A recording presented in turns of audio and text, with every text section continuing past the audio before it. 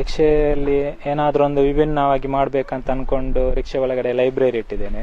ತುಂಬ ಬುಕ್ಕುಗಳು, ನಮ್ಮ ಕಾದಂಬರಿಗಳು ಅಥವಾ ದೊಡ್ಡ ದೊಡ್ಡ ಕಥೆಗಳು, ಮಕ್ಕಳ ಕಥೆಗಳು, ಹೀಗೆ ದೇಶಭಕ್ತಿ ಗೀತೆಗಳು, ಏನಾದರೂ ಒಂದು ಹೊಸದಾಗಿ ಮಾಡೋದು ನಮ್ಮ ಪ್ರಯಾಣಿಕರಿಗೆ ಒಂದು ಹೊಸದೊಂದು ರೀತಿಯ ಅನುಭವ ಕೊಡಬೇಕಂತ. ಅದರ ಜೊತೆಗೆ ಬೆಳಿಗ್ಗೆದು ನ್ಯೂಸ್ ಪೇಪರ್ ಇಟ್ಟಿದ್ದೇವೆ. ಬೆಳಿಗ್ಗೆ ಬರುವವರಿಗೆ ನ್ಯೂಸ್ ಪೇಪರ್ ಓದಲಿಕ್ಕೆ. ಹಾಗೆ ಮತ್ತೆ ಪ್ರಥಮ ಚಿಕಿತ್ಸೆ ಅಂತ ಏನಾದರೂ ತಾಗಿದಾಗ ಗಾಡಿ ಏನಾದರೂ ಅರ್ಜೆಂಟಿಗೆ ಬೇಕಾಗಿರುವಂಥ ಪ್ರಥಮ ಚಿಕಿತ್ಸೆಯನ್ನು ಇಟ್ಟಿದೆ. ಹಾಗೆ ಡ್ರಿಂಕಿಂಗ್ ವಾಟರ್ ಇಟ್ಟಿದ್ದೇನೆ. ಆಮೇಲೆ ನಮಗೆ ಸ್ವಚ್ಛತೆ, ಇದರ ಫಸ್ಟ್ ಸ್ವಚ್ಛತೆಗೆ ನಾನು ಆದ್ಯತೆ ಕೊಡ್ತೇನೆ. ಅಲ್ಲಿ ಕಸದ ಒಂದು ಡಸ್ಟ್ಬಿನ್ ಇಟ್ಟಿದ್ದೇನೆ. ಏನಾದರೂ ತಿಂದು ಹಾಕೋದಿದ್ರೆ ನಾವು ಅದಕ್ಕೆ ಹಾಕಬೇಕು, ಹೊರಗಡೆ ಬಿಸಾಕಬಾರ್ದು.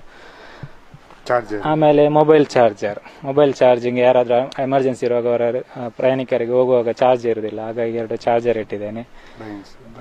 ಆಮೇಲೆ ನಮಗೆ ಒಂದು ಇಷ್ಟವಾದ ಲೈನ್ಗಳು, ಏನೇನು ನಮ್ಮ ಲೈಫಿನಲ್ಲಿ ಘಟನೆ ಎಲ್ಲ ನಡೀತದೆ ಅದರ ಬಗ್ಗೆ ಸ್ವಲ್ಪ ಶುಭಾಷಿತ, ಹಾಗೆ ಗಾದೆ ಮಾತುಗಳು ಹಾಗೆಲ್ಲ ಸ್ವಲ್ಪ ಹಾಕಿದ್ದೇನೆ.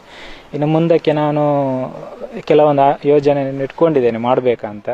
ಏನಾದರೂ ತಂಪು ಪಾನೀಯ ರಿಕ್ಷಾದಲ್ಲಿ ಇಟ್ಟು ಕೊಡುವ ಹಾಗೆ ಜನರಿಗೆ, ಅಥವಾ ಒಂದು ಚಾಕ್ಲೇಟ್ ಡಬ್ಬಿ ಏನಾದರೂ ಹಾಗೆ ಎಲ್ಲ ಇಟ್ಕೊಂಡಿದ್ದೇನೆ. ಜನರು ಒಳ್ಳೆ ರೆಸ್ಪಾನ್ಸ್ ಇದೆ. ಯಾಕೆಂದ್ರೆ ಬುಕ್ಕು ನಾನು ರಿಕ್ಷಾದಲ್ಲಿ ಹೋಗುವಾಗ ಓದ್ಬೇಡಿ ಅಂತ ಹೇಳಿದೆ. ಯಾಕಂದ್ರೆ ಕಣ್ಣಿಗೆ ಸ್ವಲ್ಪ ಪ್ರಾಬ್ಲಮ್, ರನ್ನಿಂಗ್ ಅಲ್ಲಿ ಯಾವಾಗಲೂ ನಾವು ಓದಬಾರ್ದು.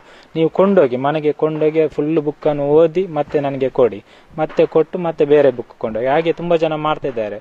ಒಂದೊಂದು ಕಡೆಯಲ್ಲಿ 5-6 ಬುಕ್ ತಗೊಳ್ತಾರೆ. ಅವರು ಓದಿದ ಮೇಲೆ ನನಗೆ ಆ ಕಡೆ ಹೋಗೋ ಕರೀತಾರೆ, ಕರೆದು ಮತ್ತೆ ನನಗೆ ಕೊಡ್ತಾರೆ ವಾಪಸ್, ಮತ್ತೆ ಬೇರೆ ಬುಕ್ ತಗೊಳ್ತಾರೆ.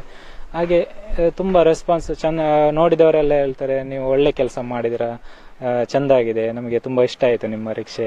BC ರೋಡ್ ಆಗ್ಲಿ ದಕ್ಷಿಣ ಕನ್ನಡ ಇಲ್ಲಿ ಯಾರು ಈ ತರ ಮಾಡ್ಲಿಲ್ಲ, ಇದು ಫಸ್ಟ್ ಟೈಮ್ ಅಂತ ಹೇಳ್ತಿದ್ದಾರೆ.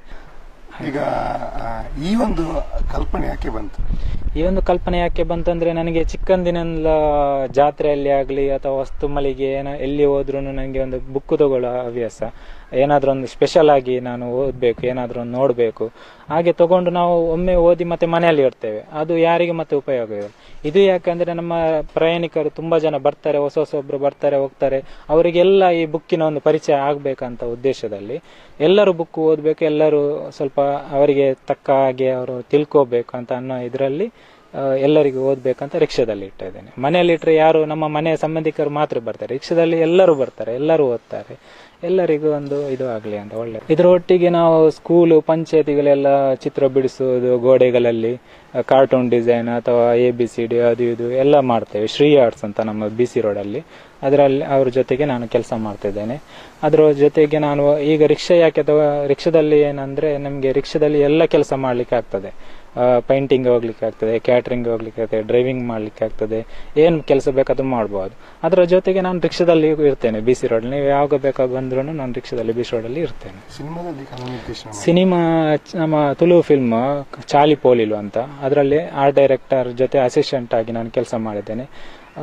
ತುಂಬಾ ಕಲಾ ನಿರ್ದೇಶಕ ಅಂದ್ರೆ ಆರ್ಟ್ ಡೈರೆಕ್ಷನ್, ನಮ್ಮ ಸೆಟ್ಟಿಂಗ್ ಎಲ್ಲ ರೆಡಿ ಮಾಡುದು. ಈಗ ನಾಳೆ ಶೂಟಿಂಗ್ ಇದೆ ಅಂದ್ರೆ ಇವತ್ತು ರಾತ್ರಿನೇ ನಾವು ಏನೇನು ಬೇಕು ಕಾಸ್ಟ್ಯೂಮ್ ಅದೆಲ್ಲ ರೆಡಿ ಮಾಡಿ ನಾಳೆಗೆ ಶೂಟಿಂಗ್ಗೆ ಅಲ್ಲಿ ರೆಡಿ ಇರಬೇಕು ಎಲ್ಲ ಐಟಮ್ಸ್. ಅವರು ಒಂದೊಂದು ಸೀನ್ ಆಗ್ತಿರುವಾಗ ನಾವು ತಂದು ಕೊಡ್ತಾ ಇರಬೇಕು. ಕಲಾ ನಿರ್ದೇಶಕರಂತ ಕಲೆಯ ಬಗ್ಗೆ ಏನೇನು ಕಾಸ್ಟ್ಯೂಮ್ ಎಲ್ಲ ರೆಡಿ ಮಾಡ್ಬೇಕು ಅದೆಲ್ಲ ರಿಕ್ಷಾ ಡ್ರೈವರು, ಚಾಲಿ ಪೋಲಿಲು, ಬರ್ಸ ಇದ್ರಲ್ಲೆಲ್ಲ ಕೆಲಸ ಮಾಡಿದೆ.